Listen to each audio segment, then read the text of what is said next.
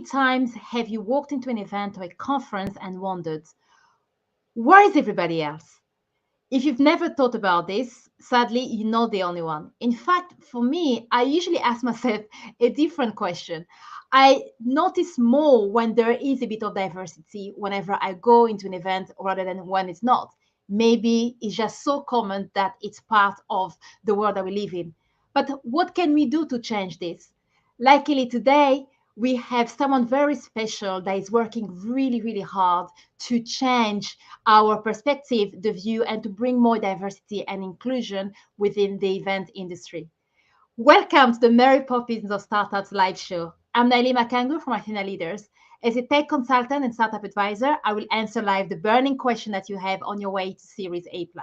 Subscribe and tune in every week for top tips to meet amazing guests, startup founders, investors, and more.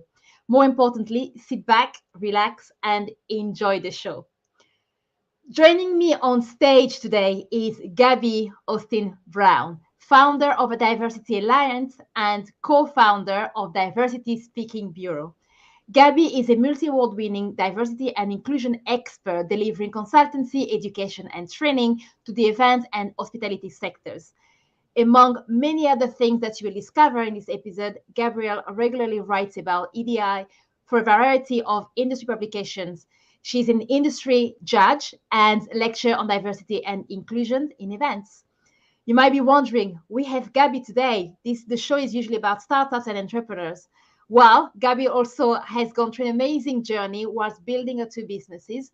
And I really wanted to find out more. How can we apply the learning that Gabby is doing within the event industry in the startup world, startup ecosystems, and more importantly, startup conferences? Gabby, really, really excited to have you on the show today. For those who don't know you, can you tell us a little bit more about yourself? Yeah, joy to be here, Nelly. Thanks so much for having me. A little bit about me. So I started off my career in performance and dance. Absolutely loved it. Had the time of my life and managed to eke it out for like 15 years, which is quite a long time for a dancer. Normally you have a little kind of limited amount of time. I'm going to have some water already. I nearly choked. 1 second. Luckily, I've got some with me. Oh, she did have some. Where is it gone? No problem. I'm just going to cough. Apologies. Excuse me. I'm going to have my coffee instead. No, it's okay. It's actually one of the things as well, being a long day. So take your time. Apologies. Right. Yeah, I'm ready. I'm back. So I managed to eke that out and really enjoyed it. And really, as I kind of progressed in that career and I matured, I really realized that the industry wasn't very accessible or inclusive for people. It was fairly diverse, but not very accessible and inclusive. So I did some work about looking at how to make dance performance a bit more like that. And then what happened is when I eventually did end my dance career and find my new career as an events manager and events professional, I brought those learnings and that thinking with me and started looking at diversity, inclusion, accessibility in the events industry. So when the pandemic hit, I was very much kind of ready to merge, I guess, those skills and knowledge and experience and passion in EDI into the events work that I did. It's quite interesting to see your journey as well from dance performance to where you are today. And we will definitely dive in deeper into that in this episode. One of the terms and phrases that I seen a bit when I was researching online was manners. Can you talk us a little bit about manners? Because I'm sure that when you describe it, we will all recognize it. Yeah, sure. So I have to say that I didn't come up with the phrase or the word. I can't remember where I saw it now. I saw it somewhere online. And basically what it kind of stands for is male-only panels. So how many times have you been to an event, a conference or whatever it is and seen an all-male lineup? Or sometimes you'll have a majority of a male lineup and then you might have one kind of female speaker, usually white female speaker. So I think that's how the phrase was coined, but I can't take credit for it.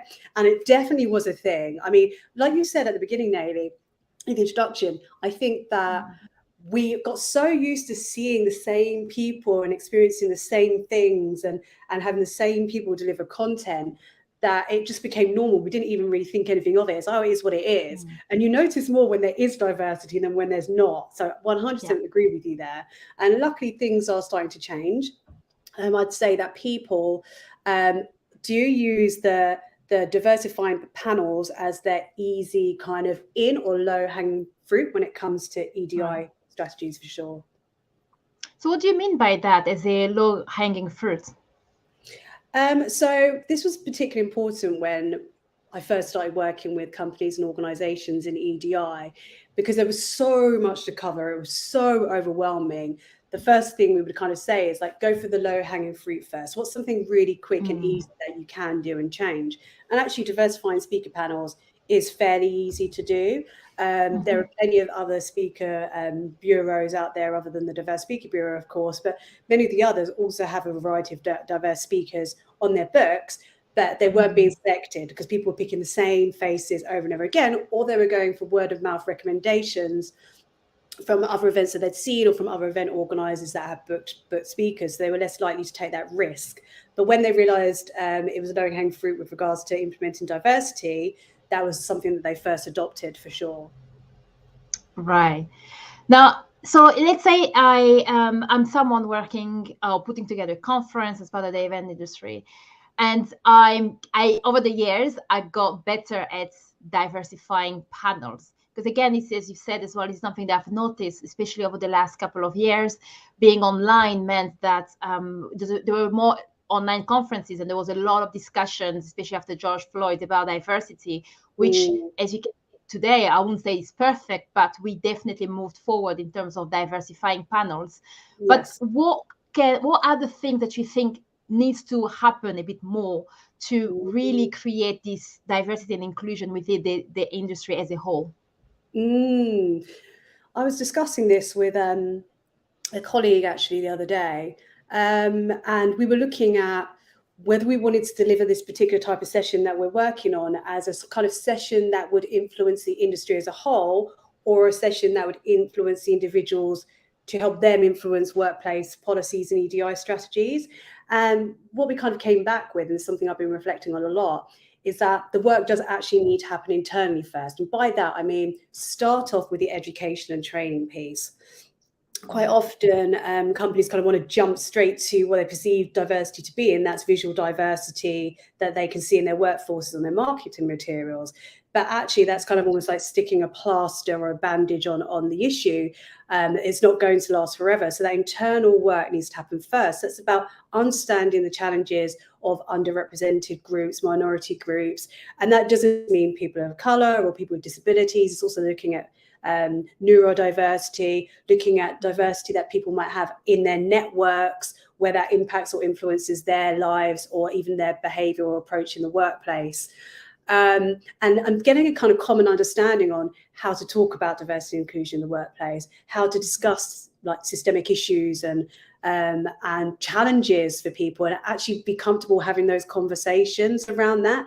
And that is a really, really important piece of the puzzle, because once everybody gets that understanding, they understand why future work is happening.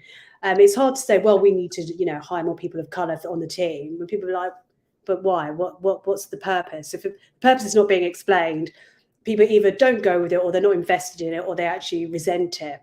So get in-house, clean house, first of all, and then you can start looking at, once that education and knowledge and comfortability is there around EDI, reaching out to find ways that you can influence your wider network and stakeholders and community, whether that's suppliers you work with or attendees, audience members, clients, etc. So that's kind of like my first tip on that. Yeah, that's a really good thing, because I think you can even break that tip into a lot of small tips: the network, the working internally with the people. And I think one of the challenges that I find whenever I've been involved in internal discussions, or supporting company with internal discussion when it comes to diversity, is that people don't really know what to say or how to approach issues that surround diversity, regardless on how you define that, whether it's from gender, ethnicity, or neurodiversity, or anything like that. So how do you help leaders, or how do you leaders, not just the C-suite, but within the organization, to just be comfortable and approach people and talk about those kind of things? I always find this an interesting one, because there's two pieces that I look at here. One is the Gabby sitting at home thinking about this kind of, or if you were chatting with friends in a bar or something like that piece, which is people just need to get over it. Like this excuse of, oh, we don't want to say the wrong thing, we don't know what to say, is actually getting quite old, tired and boring now.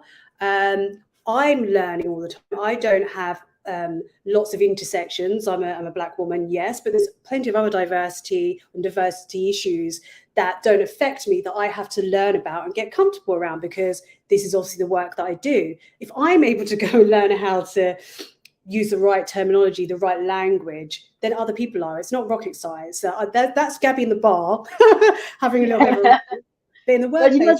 just to stop you there, sorry to interrupt, because something that you just said that I picked up on that a lot of people also struggle with, but just even saying that I'm a Black woman or someone referring to you as Black can already be a bit of a problem. I don't know if you've noticed that, because I get that a lot where they want to describe me in the room, but they don't really know how to say, please, can you speak to that Black woman there? Because I'm pretty much obviously the only one there. But they're trying to find a way to describe me without even using the word because they're worried about how it might be perceived. I don't know if that's something you also picked up. Potentially, I think that comes down to individual confidence, though, because they know that you're a Black woman and they know they can say Black woman, so you can't force them to have the confidence to say that. However, if I was in a session with leaders, we would start off actually having this open conversation like we're having now, Naily. So talking about the things that do make us uncomfortable, and like what things are you worried about saying, what words don't you like saying, how do you find describing people from different backgrounds, let's get it all out in the open, get the dirty laundry out there in a safe space, but also where we have to be brave as well and put it out there. We have to do that. If we're not going to be open and honest and admit like our fears, concerns, areas of knowledge that we like, knowledge gaps, then we're never going to get anywhere. So it is about having the right facilitator to help with those conversations, to get a professional in to facilitate that conversation, make the communications around what the session is going to be about really, really clear, that we are going to discuss things that we find uncomfortable, but it's going to be done in a structured way where there's going to be no fault or blame. We're just going to discuss. We're going to discuss issues and then work out and get comfortable with saying those phrases, terms, words.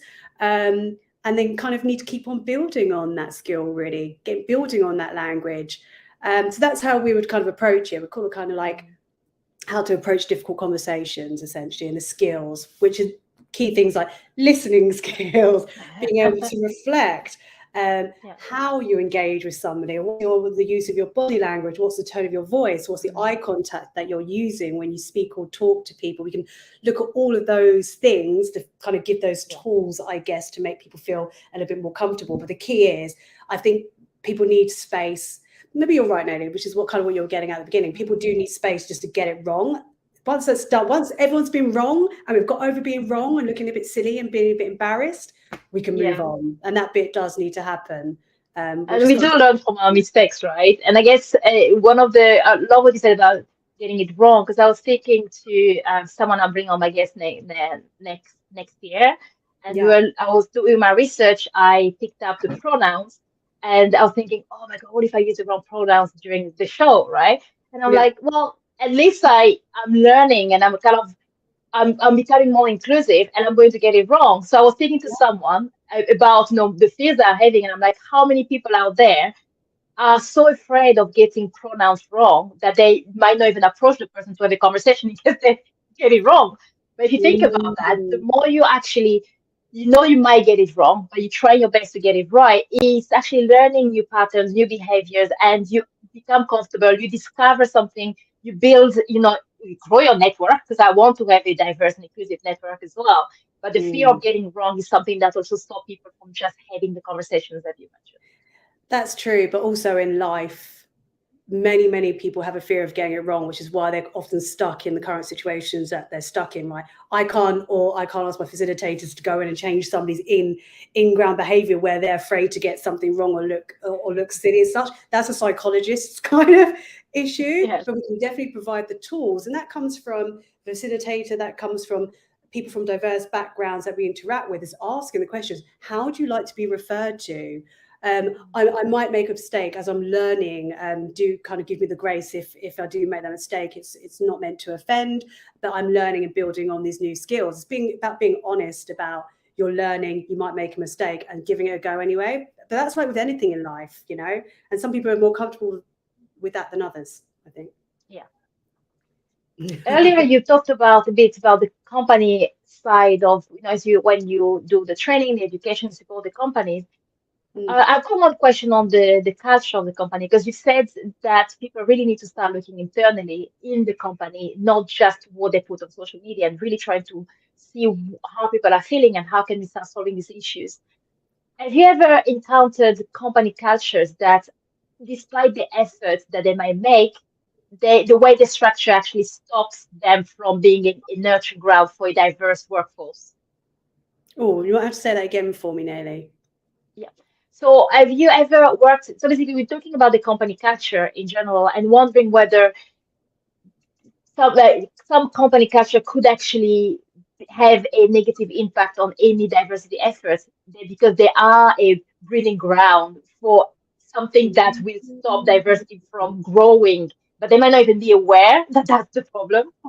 100%, yeah, 100%. And that is kind of one of the, I mean, it's great because you're doing my job for me. You're touching on all the key areas that need to be addressed within that kind of EDI strategies within the workplace, before then you can then start extending out to your network, suppliers and communities. And that is leadership training, which we kind of just discussed. Why it's important, because definitely, obviously, leaders kind of lead the way. And if leaders aren't confident or comfortable talking about this, everyone in the workplace is going to cotton on to that. And also they're going to be less likely to want to implement this work, because they don't want to be seen to not have the knowledge, awareness, or whatever with regards to that. Then next is workplace culture, as you're saying. And if a good workplace culture doesn't exist, and I wouldn't say that I've seen any clients that I've worked with that have had terrible workplace culture at all, but there's definitely been blind spots around how to be super inclusive with those who might have different backgrounds from you, or around their intersections or diversity that you might not be aware of, whether that is mental health issues and well-being, whether that is being a full-time carer for somebody at home other than your children, whether that is looking after a partner that might have a terminal illness, whether neurodiversity, ADHD, all of those things we won't be aware of by looking at somebody. So we need to put things in place that supports them without having to know, like, right, we've got somebody with this, so we have to do this.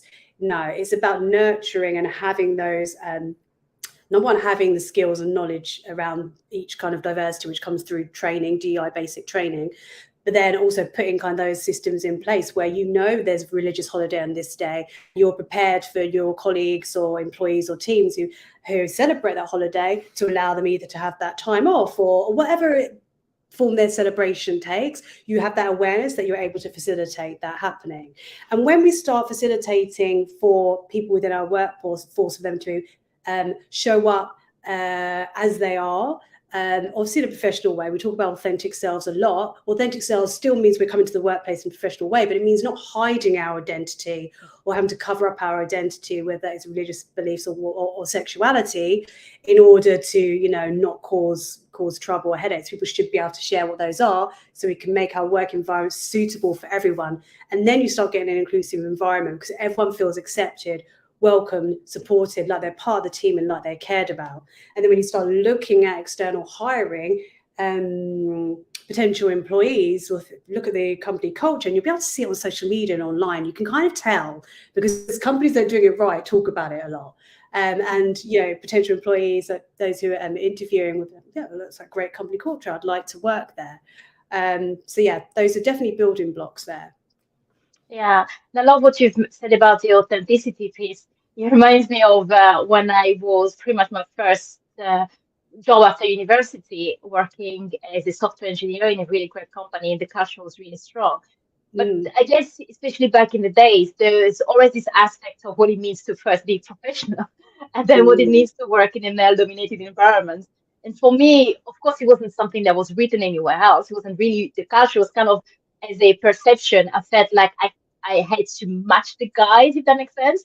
It was very startup environment, but obviously big company, but startup mindset, so jeans and t-shirts. And I felt like, Yeah. what would happen if I wear a dress or a skirt?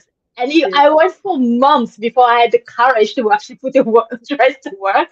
And when I did, the only feedback was like, "Oh, you look nice today." But that was it. There was no comments of it's inappropriate, or some people didn't even notice, didn't even bat an eyelid.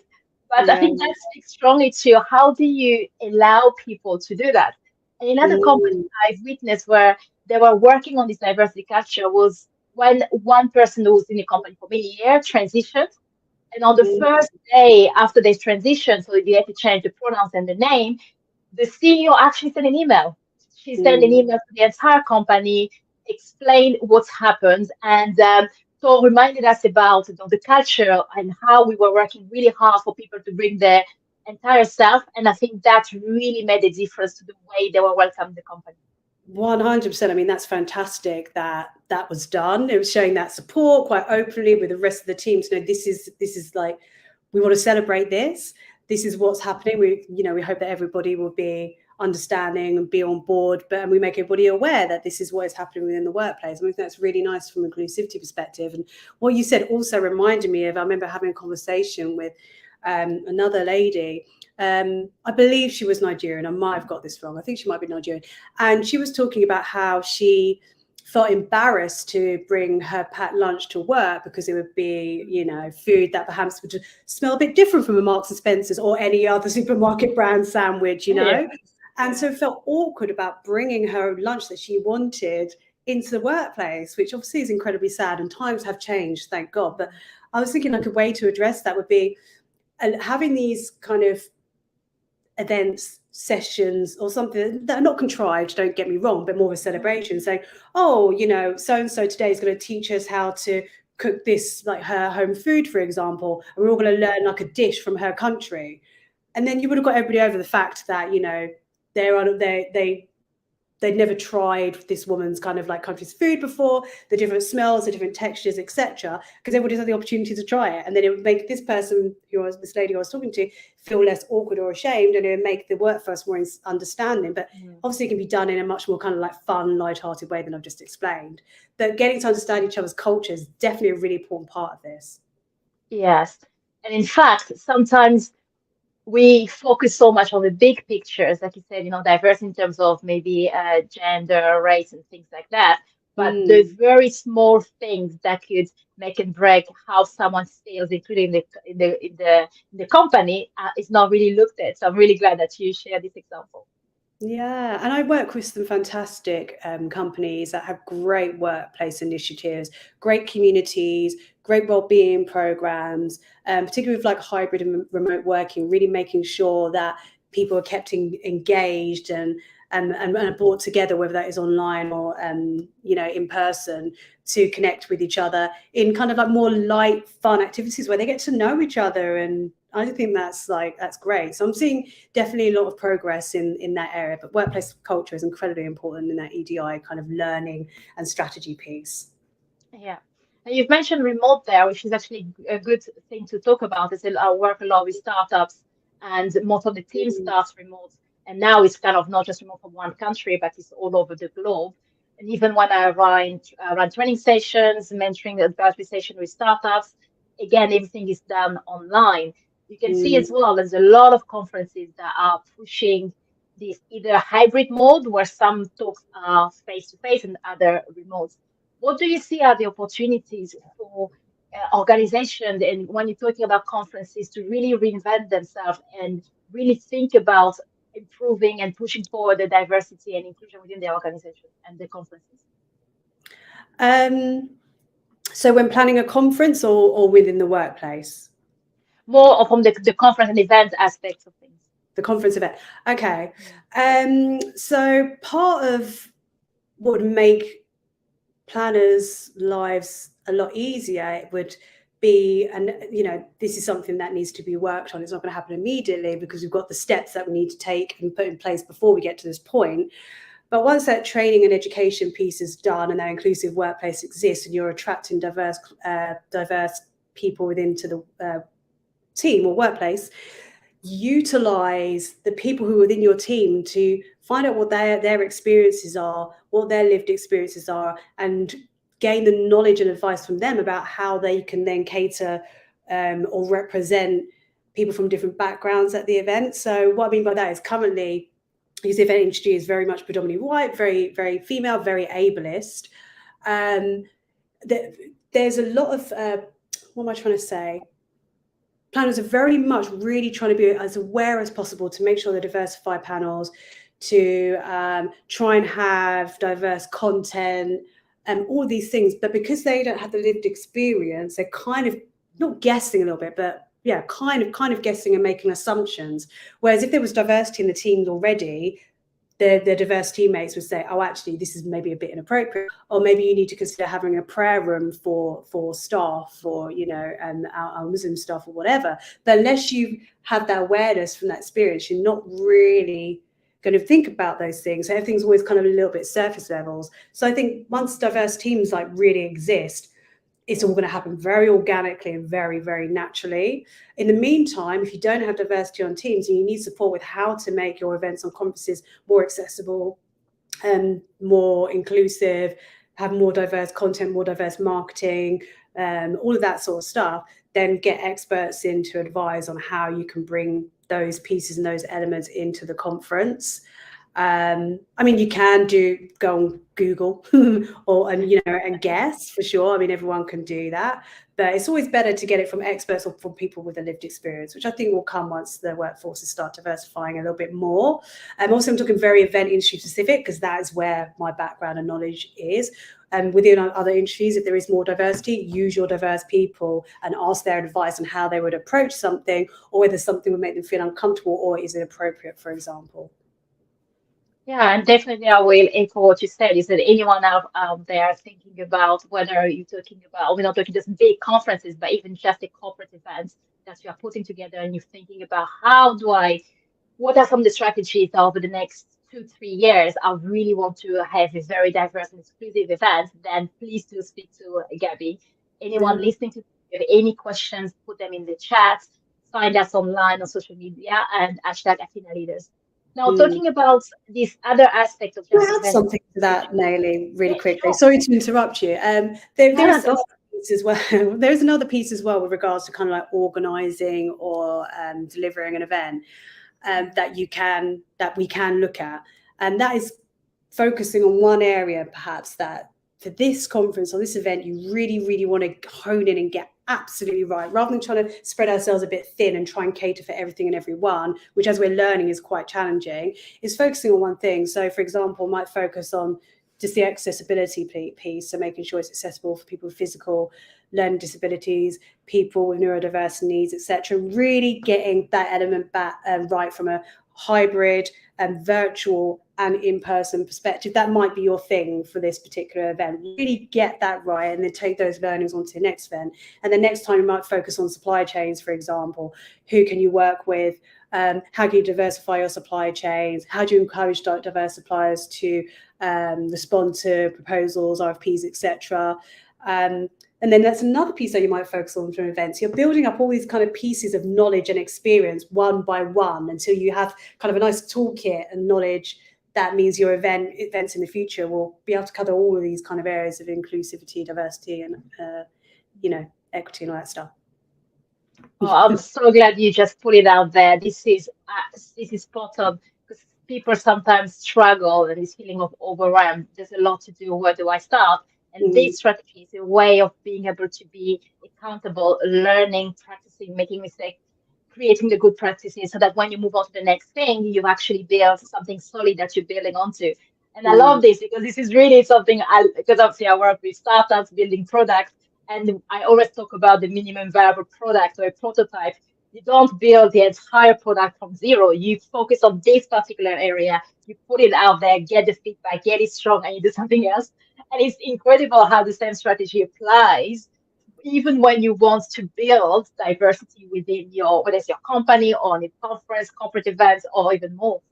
I love that you said that, because I'm such a big reader of kind of like business books, and I love like Simon Sinek, and I love listening to like The Diary of a CEO or Seth Godin, and I love reading all those books. I'm so interested. 4-Hour Work Week like changed my life, and I remember reading about minimal viable product, and when we were launching the Diverse Speaker Bureau, because there's a couple of us as co-founders, and I was like, we just need to launch one tiny thing. We don't need to have the whole idea or plan or whatever sorted out. We just need to launch one thing, minimal viable product. This is what we're going to do. Otherwise, we're going to be waiting for 2 years to launch something till it's perfect, and then it might be totally irrelevant anyway. So I used that learnings from reading those books actually to for us to like kind of start on Diverse Speaker Bureau. Yeah, 100%. And that's something you can use for any type of business. Because otherwise it's a bit like, you want to start running, but you need to have the best shoes and the best outfit. And by the time you're waiting, you will never start. So yes, as you said, what is something that I can just go out with, and we will polish and improve later on. Yeah, exactly. And that's where you test and learn, isn't it? You test. You're like, that didn't work, that worked.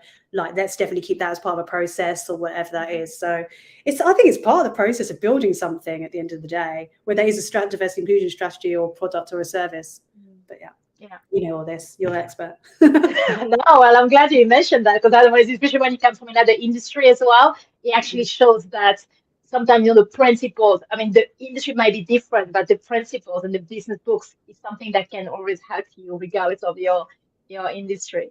And in fact, I'm thinking a little bit back in my own journey into the event industry. It was, well, when I first got to Cambridge, I got my job and I felt like, oh, okay, I need to grow my network. And back in the days, I was very, very shy, and I really didn't like talking to people, let alone run events. So I thought, well, I'm just going to jump in there. And I started a group called the 20s Hotspots in Cambridge. It still exists up today. Amazing. And I started that as a way of meeting people, not just engineers, because again, Cambridge were especially at the time, was a lot of engineers, people who work in tech, but not so much of everything else. And what was interesting there was, first of all, seeing my own journey and how I developed, being able to lead people, think about how can I make sure that the event that we organize attract a lot of people, and even this idea of diversity, not so much in terms of the EDI per se, but also in terms of what interests people. It's really hard. I think in a certain way, and I see that a lot in companies, they want to maybe do an event, but they only take a panel of 2 or 3 people that says, go and do the Christmas event. But if I organize something, it has to be sports related or adrenaline related, because that's how I am. But if someone comes and says, oh, we want to have a book club. A book club is actually something interesting. They wanted something like a knitting club or an art club. And I'm like, how do I do that? And I actually learned to get people's idea and learn to kind of delegate, take a seat back and push them forward. So it's actually very interesting when you talk about how can you use the people around you when you feel mentally blocked in terms of, I can't serve everybody because I don't know everybody else's needs. Exactly. And you're so right, because the reason why I'm like kind of sharing all this advice and approaches is because I've experienced it myself as an event planner, right? So we are so accustomed to, and we have to be really, really, really mindful when planning an event, when looking at theming, branding, what the content is, to not make it about what we like and we enjoy. Which, most event plans are pretty good, but the initial has been, I think that looks nice. But then you have to get outside opinion. You have to have diversity of thought so that other people say, well, actually, if you consider doing it this way or this way, because we have such a tendency to do things the way either we've known, we've always done it, or what we like. So this is why you need those outside perspectives. And that's why having diversity in the workforce is so important, because cookie cutter type of people, they're all going to have the same ideas, and it's going to get quite boring, really. Yeah. Now, just to look at the last bit and discover a little bit more about you, because again, the November is really about entrepreneurship, and I thought, oh, great, I've got Gabby, and you are definitely one of the example of entrepreneurship, because your own journey is not like a linear path. I've done this one, and I'm gonna stay there, and it's been just you finding your passion. So, what has been the greatest thing that you've experienced while transforming yourself, pretty much, or transitioning even from dance performance to where you are today? Do you know, I think I've always had a bit of entrepreneurship in me. So I remember when I was maybe about 9 or 10, I didn't come from a particularly well-off family and didn't really used to get pocket money. Like I'd kind of now and then get some money or get some sweet sport, but I didn't have like regular pocket money like my other friends did, like every Friday or whatever. So I came up with an idea, which was basically to sell my services washing cars and doing shopping for old people. So I'd like go around and knock on their houses, knock on their flats, and be like, "You need any shopping done?" And then go to a supermarket. I'm 9, 10 years old. You wouldn't see 9, 10-year-olds doing that now. But we'd go and I'd roped in my best friend and he would come with me and help me wash the cars, help me go and do the shopping. And they must have been laughing their heads off because I think we like used to charge like £2 to wash a car. And I think they were like, good. The first £2 was like, oh God, it's so much money. And so I think I always kind of thought, right, okay, so there's something that I want. How am I going to get that? How am I going to make that happen? And then try and find a way to make that happen. And even with it being a dancer, it's not a regular career because you might be doing a small show, you might be doing a music video, you might only have a contract for a week, you might have a contract for 1 year. So you're consistently having to put yourself out there to be rejected, to be honest, to find new work, to get a new job, because you're not sat getting a regular salary. And I know like freelancing and being self-employed isn't always considered as being an entrepreneur as such, but there's definitely that ability to take risk and not be afraid of failure, afraid of rejection, or afraid of making mistakes. So I think my dance career, strangely enough, did also help with those skills, if you see what I mean. That uncertainty of not knowing if something's going to work or if you're going to have money to pay your rent next month or whatever. And then when I was studying on my events, no, actually, I joined a women's mentorship program because I wanted to launch a business on the side, like a little side hustle. I did create something. I didn't end up doing it, but the reason why I didn't end up doing it was because, or like carrying on with it, was because I didn't really care about the idea. It didn't resonate with me internally. It was like an idea that I thought people might want, but I actually didn't really give a crap about the service. I cared about good service, but I'm not going to say what it was, but what that business was, I was like, I don't really care about this. So of course it fizzled away. So I think being in alignment with your values is 100% what's going to keep you going when times get tough. You have to care about what you're doing and the people that you're serving.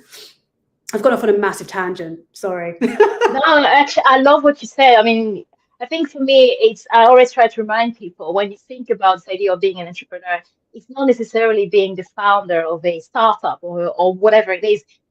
First, it's a mindset of how do I make money doing something that I love, whether it's on the side as my main job. And when you start removing the labels, you actually go further. And I get people say, "Oh, but I'm not an entrepreneur. I can't really do that. I just do. I help students review people's essays after work, or I'm just a tutor." I'm like, yeah, but that is what entrepreneurship is all about. Is if we wanted to promote these elements of diversity in everything that we do, and especially in entrepreneurship, is about helping people find in themselves the kind of skills that they can get paid for, but they might not see it's out there, because when we look outside, it's not what entrepreneurship looks like. Yeah, and I think you can be entrepreneurial in your role and, in a traditional role at work as well. You can bring new ideas, you can bring new strategies, you can create a new area of the business perhaps. If that's something that you're interested in, but you like that security of knowing that you've got, that regular paycheck and your taxes and your pension sorted, there are still ways to bring that entrepreneurship and that mindset and the kind of behaviors into a role. If that's something that, floats your boat and fires you up, you can do it. You can be an entrepreneur in any setting, as you said, Naily. I agree. Exactly. Don't need any permission. Just go out and do it. Yeah. If something gets you fired up, excited, why wouldn't you want to do it? Why wouldn't you want to do it? Obviously, if you have time. There's always, if you have time, you always find the time if it's something you care about, right? Yeah, 100%. So what's next for Diversity Alliance? Oh, what is next for Diversity Alliance? Oh, there's so many bits and bobs coming up. Some things that I can't divulge yet. But one of the main things that I'm working on is an EDI masterclass for the events industry. So that's really around some of the DEI basics that I deliver within organizations and for companies. But I'm kind of making it a little bit more inclusive and accessible to perhaps freelancers, smaller companies, startups and things like that, so they can actually get some of that knowledge from kind of like an online training program, except basically. So rather than me or a facilitator going in person and delivering this work, they can work through by watching videos, doing worksheets, all that sort of stuff to build up that knowledge, and then building a training course on that as well. Because the work that I do, obviously, the value is really important, but it doesn't mean that I want to exclude anyone from being able to access that, because it's important for anyone to be able to access this. And if I talk about inclusivity and accessibility and I'm demonstrating the work that I produce, then there's a bit of a problem. So that's kind of like the next thing that I'm working on, I guess, and just continuing to work with my current clients and really enjoying making a difference. Oh, got something happening and exciting IBTM in Barcelona. I'm not sure if I can talk about it. I don't know why I've mentioned it then. But anyway, something's going to be interesting for the events industry, the events and MICE industry, around how to kind of make changes in their workplace. But we're going to be setting a bit of a challenge, is all I'm saying. So anybody who's attending IBTM in Barcelona at the end of December, come to the Session Diversity Alliance. And with myself and my Diverse Speaker Bureau co-founder Felicia, and we're going to be setting a challenge, which is going to be like fun. It's not going to be heavy, but I think it's going to be really impactful and make a difference. That's all I'm allowed to say for now. Okay, well, that has sparked my interest. I'm definitely going to follow you and find out when it's out. I'm definitely, me and my team will be more than happy to even cross promote and let people know in our network. And in fact, one of the reasons why I'm interested about what you're currently doing and all the masterclasses is as I'm building my own mentorship and like advisory sessions and events that I'm doing in terms of the startup world. And for example, I would like working with entrepreneurs when they've from the ideas mind where you don't really have anything, but it's in your brain, all the way to we've got funding and we're growing.